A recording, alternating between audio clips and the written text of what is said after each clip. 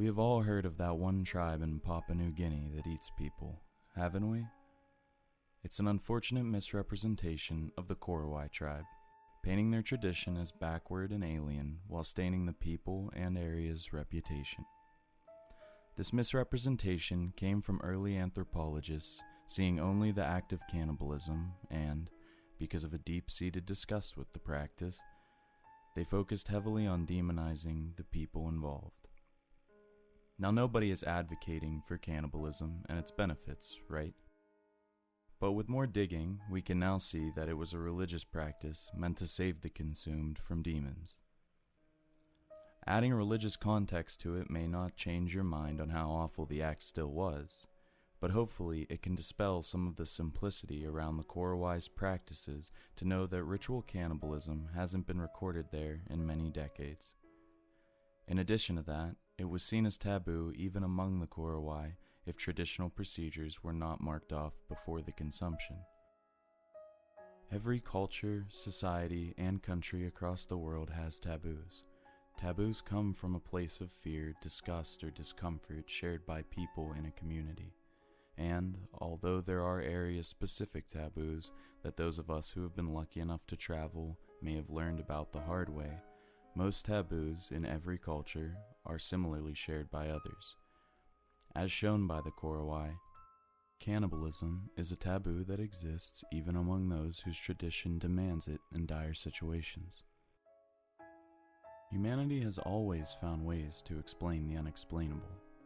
Before modern science and logical enlightened thought became routine, the need to grasp at any light in the dark world that existed then created the rich folklore, mythology, and religious framework that is common across all human civilizations.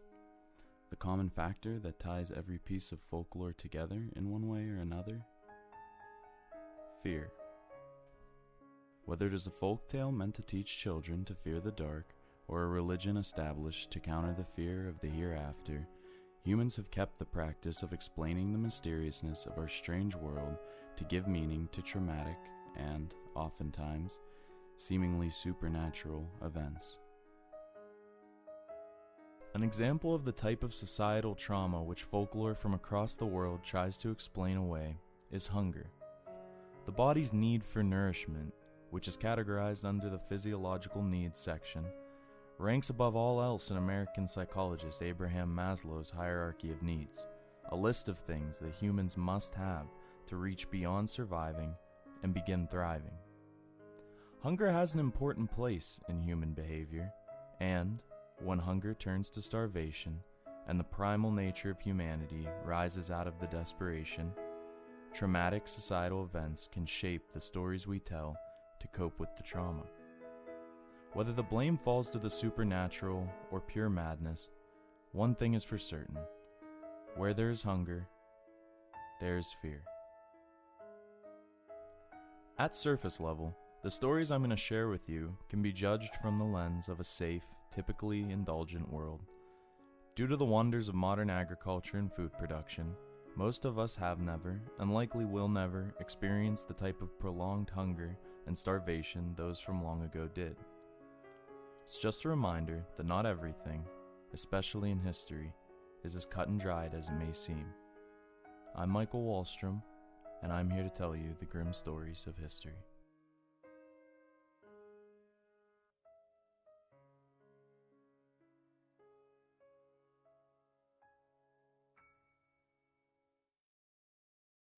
Now, to find one of the most influential tales relating to the commonly forbidden act of human cannibalism, we get to look at a lesser discussed Native American people group, the Algonquian. The Algonquian are a people that originally spanned much of what we now know as southern Canada and the northern United States of America, specifically the Great Lakes region, and is made up of a diverse band of different tribes who are all tied by language, trade, and diplomacy. This type of intertwining of people groups is beneficial in more than just these areas, though. Ideas, legends, and mythologies start to mix and grow beyond their original iterations as well, giving birth to a more complex web of culture that can sometimes literally take on a life of its own. This cultivation of culture is what led to the popular creature that has been developed so much that it even has its own diagnosable disorder in the DSM-5, the Wendigo. The Wendigo has many different characteristics depending on which part of the greater Algonquian people's lore you draw from. However, they are all bound by a general theme. A human who had violated their community by consuming the flesh of another and, as punishment, had a dark parasitic spirit attached to and slowly consume them. The creature that the person turned into would have an insatiable hunger which felt the pain of intense starvation even as it ate, deforming and distorting what made them human both physically and spiritually. The most common physical characteristics linking the Wendigo myths is their description as a humanoid being suffering from extreme emaciation, skin so desiccated that it is pulled flush to the bone, and large, jagged teeth whose disturbing nature are contrasted by a lack of lips. And as if that wasn't enough, Wendigos were thought to be extremely hard to kill and had powers of resurrection. The horrifying appearance of the possessed human would worsen as time went on and they claimed more victims until they became unrecognizable from their original vessel. While the legends of the Wendigo did inspire many stories that reach beyond its Algonquian origins, including itself in popular modern medias to the point that most Westerners can at least recognize the name, it also affected other aspects of our modern world in ways generally unseen. In the former Northwest Territories of Canada in September of 1885, a legal case unlike any other was presented to a French-Canadian magistrate by the name of Charles Borromée Rouleau, whose courtroom lay in the town of Battleford in the modern province of Saskatchewan.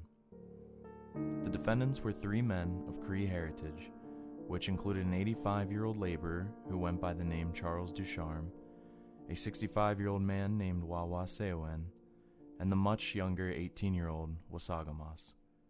All three hailed from the same community of Fort Pitt, which lies just next to the modern-day border between the Alberta and Saskatchewan provinces, and was originally established by the British Hudson's Bay Company. The trial was quite a simple one at surface level. The three men had been accused of, and pleaded guilty, to murdering an elderly woman in the community by the name of Riskeok. On top of pleading guilty with no contest to everything they had been accused of, much of the community had gathered around to witness the murder, and all held the same story told by the defendants. An easy open and shut case, right? Not quite. The following recounting is the commonly agreed upon telling of events surrounding Riskeok's murder by the three men and the crime's many witnesses. Riskeok had fallen ill in the weeks before her death. Riskeok's daughter claimed that, in the days before her death, her mother had refused to eat anything, slowly starving herself for seemingly no reason. A Reverend Charles Quinney, who had been taken captive and held at Fort Pitt, had the chance to meet with the withering Riskeok just before bearing witness to her execution. His account added that, on top of refusing to eat, she had not slept for 17 days. Confined to a tent where her family and friends would visit her, the weakened, sickly Riskeok seemed to have an illness that went beyond starvation or sleep deprivation, and continued getting worse leading up to her execution. Another Cree observer, called Moussoir, recounted a particularly peculiar interaction, saying, "On the day she was killed, I heard her say that if she were not killed before sundown, she would kill all the children and eat them." Now I can't imagine the uncertainty of not knowing whether or not Riskeok meant what she said, but one thing was certain among those at Fort Pitt, including Riskeok's own family. Whatever it was that ailed her, the affliction was dangerous. The nature of her affliction was not lost on Riskeok either. She, as well as her community, shared the belief that she was slowly being consumed by a Wendigo spirit. Now, if we may, let's stop and take a moment to try and grasp at the terror of realizing that a beloved member of your community had been the victim of a malevolent and parasitic spirit that threatened to turn them into something unrecognizably monstrous. Now let's try to imagine the horror in being the afflicted, knowing you were slowly changing into a monster whose most famous trait is an insatiable hunger so powerful that it forced the vessel it inhabited to kill and consume their own kind, worse yet, their own loved ones. Thankfully, we can only experience a hint of what the people at Fort Pitt must have been feeling, knowing what was to become of the sick elderly woman. With that in mind, let's go back to their recounting. Although they all agreed on what ailed her, no records recount the way in which Riskeok attracted the attention of a Wendigo. Riskeok's self-awareness was a curse that meant she lived her last days in fear that any day she may be consumed by the dark spirit that had attached itself to her. This fear caused the members of her community to take the proactive step of ending her life before it was twisted into a perversion of its former humanity. Bound at the legs in the event that the spear were to finally take over her being, Riskeok was carried outside of her tent to the place of execution, and, fearing that her transformation into a Wendigo was nearing closer, she reportedly begged those around her for death. The Cree of Fort Pitt pleaded with the white captives they held to kill the Wendigo for them. Whether for spiritual or legal reasons isn't clear. What is clear is that, after being refused by the captives, Charles Ducharme, Wawa Seowen, and Wasagamas offered to kill the Wendigo once and for all. To add perspective, this act was seen as genuinely brave by those present. Yes, Riskeok was just a sick elderly woman who was reportedly begging for the death that these men volunteered to give her, but she was a Wendigo. She was unpredictable and a real threat to them all. It's recorded that before striking her with a green poplar stick, Ducharme exclaimed, "My friends, you asked everybody to kill that woman, and nobody would do it. After I strike her, don't say I struck the old woman and laugh at me." Following Ducharme's blow to the head, the young Wasagamas shot her with his pistol, and, as a safety measure, Wawa Seowen finished off the execution by burying his axe in her neck. Given the accounts, the magistrate Charles Rouleau felt as though the men had, ultimately, acted in a proper manner. To Rouleau, this was no typical case of murder, and he believed that jurisprudence should take priority over precedence. This idea that basic legal structure should be a judge's guidance is what led him to recommend to the jury that the men only be found guilty of manslaughter. Even though they had acted rightly in his mind, men who admitted freely to causing the death of another could not go unpunished based on circumstance. Make no mistake, though, this was still a great mercy on behalf of Rouleau, because, rather than the death sentence, there was a lot more leniency on punishing manslaughter, just as there is in modern law. To be clear, though, Rouleau never hinted at his belief in the myth of the Wendigo, but did firmly believe that the men and their community's belief in the legend should factor into the outcome. It was, however, not necessarily in a self-righteous or holistic way that he voiced these opinions. Rouleau's belief stemmed from a common legal idea at the time that Indigenous people should not be punished under British common law as Euro-Canadian settlers were, because people like Rouleau believed that the quote-unquote savage ways of Indigenous people were not to the same standard as the more civilized colonizers. To Rouleau, the more primitive Cree law had called for the execution of Riskeok, and, in their own just way, the men responded just as any lawkeeper would. The jury, however, felt differently.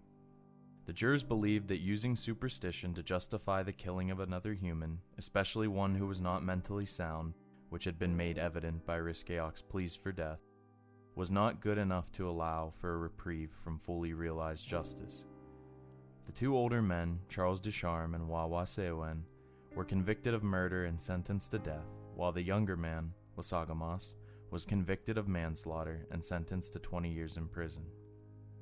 Why Wasagamas was the only one to receive a more merciful conviction and sentencing isn't officially known, but it is likely that his youth was accounted for by the jurors during their brief 20-minute deliberation.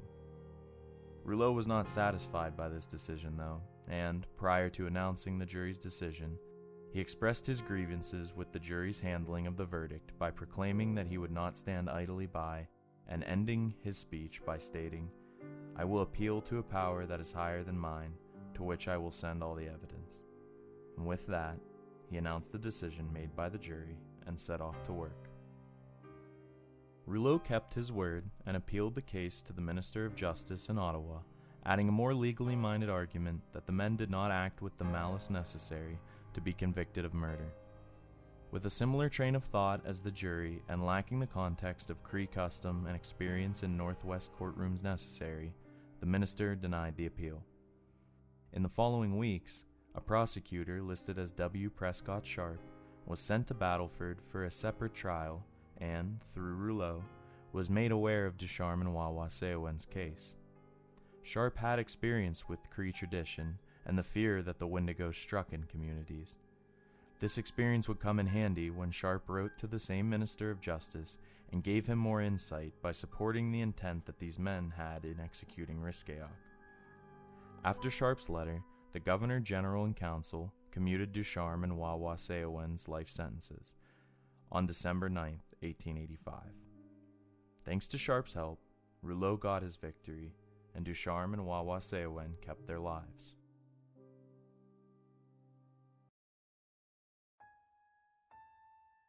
Charles Rouleau got the outcome that he deemed to be most just given the circumstance, perhaps a more peaceful ending to a terrible situation the defendants were faced with, ensuring the safety of their community at the cost of having to murder one of their own.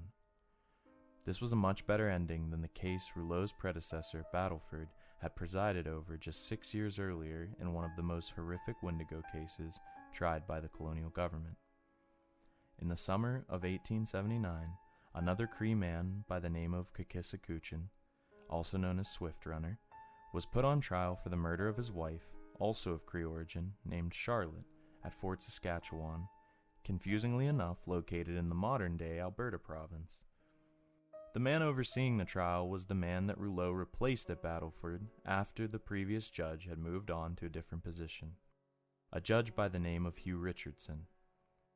Swift Runner and his wife Charlotte were married for several years before he was accused of her murder, and, in that time, they had 6 children. Something uniquely important to note about the Cree is, when the winter cold started to set in, larger communities would often split up into small people groups that normally included as many as there were in any given family. Due to the climate and the scarcity of resources in the winter, they often had a much harder time staying together through the winter season than splitting up, giving the individual groups a much better chance at survival by hunting the scarce wildlife of the mostly barren lands. With that tradition in mind, Swift Runner, Charlotte, and their children split from their community and went out on their own in hopes of surviving the cold. However, come the return of groups in the spring, Swift Runner reappeared alone. He explained to Charlotte's father that 2 of his children had died of starvation earlier in the season, and, not being able to handle the death of 2 children, Charlotte took her own life. Swift Runner went on to describe how the other 4 children slowly starved to death in the coming months until it was only him who remained. This would not typically be an unheard of tragedy. Awful things happen during the cold and unforgiving winters in the Northwest. Things that a man cannot protect his family from no matter how hard he tries. This would have all been painfully accepted, except for one detail that Charlotte's father noticed as Swift Runner told him of his daughter's death. His son-in-law looked mostly healthy and not the thin, weak man that should have come back from a starved winter of trying to desperately take care of 4 children alone. After much prodding by the community, 3 policemen took Swift Runner into the woods to find his wife and children's bodies. Swift Runner reluctantly led them to the site of their grave, where a deeply horrifying scene lay before them. Human skulls and bones which had been boiled thoroughly, hair, clothing, and, in the ashes of the campfire, human organs lay as the only remainder of his family which hadn't been eaten. During the trial, Swift Runner confessed to killing and butchering his family while calling no witnesses or asking any questions that may lead to his freedom. He had accepted the fate his actions had brought him. The events tried at Fort Saskatchewan are made even more morbid by the fact that Swift Runner and his family were just over a day's walk from food and safety had they needed it. Although the official court records of this case never explicitly mention the Wendigo, like that of the Ducharme trial, those in Swift Runner's community and the superstitious at Fort Saskatchewan knew what Swift Runner was and how to deal with him. In this case, British common law and Cree law had the same conclusion for a man like Swift Runner: death.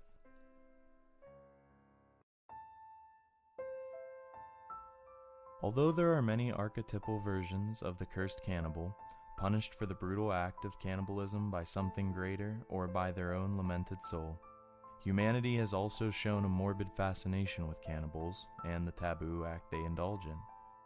In some cases, cannibals are, in a twisted way, romanticized. From Greek mythology's Tantalus, the origin of the word tantalize, to American cannibal Jeffrey Dahmer and Japan's Issei Sagawa, there is a ghastly curiosity surrounding the consumption of human flesh by our own kind. In the case of Riskeok and her murderers, as well as the case of Swift Runner, when faced with the very real and present fear of the literal monster those who eat their own kind would turn into, there is nothing fascinating or curious about the Wendigo.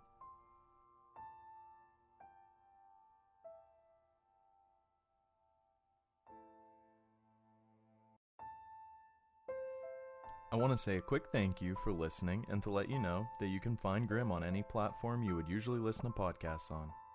Grim is available on Spotify, Apple Podcasts, Stitcher, YouTube, and SoundCloud, or you can visit me over on the Grim website at grim.buzzsprout.com. You can also find me on Instagram and Twitter by searching A Grim Podcast, all one word, and hitting the follow button. This bi-weekly podcast has been researched, written, recorded, and produced by me, Michael Wallstrom, and I would dearly appreciate you sharing it with friend and foe alike. Thanks for listening, and hopefully you don't have too grim of a day.